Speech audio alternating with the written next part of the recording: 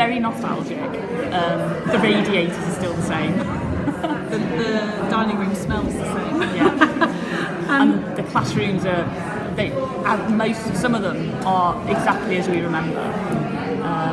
But what's lovely as well is being toured around by the Year 6 girls and seeing what the school means to them and all their lovely creations and artwork.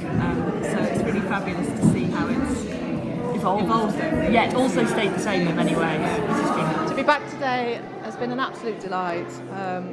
The girls here are so confident and so friendly and kind, and they listen and they ask questions, everything we want to be. So that actually hasn't changed. They've always been like that here, I think. And that's what I felt when I was here. A big family, a caring community.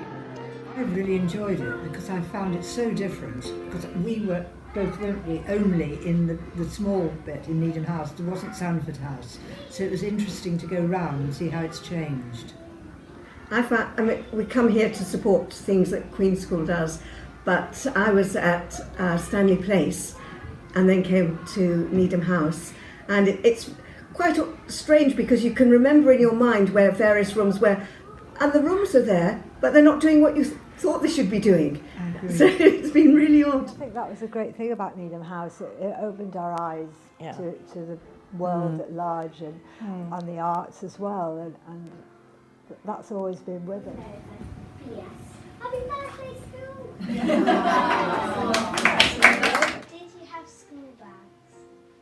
Yeah, well, we didn't have school bags. We Not had like your lovely ones. We had leather satchels with our initials on. Yes, and we put them over your shoulder. And you had to have them over. We had to have them over both shoulders.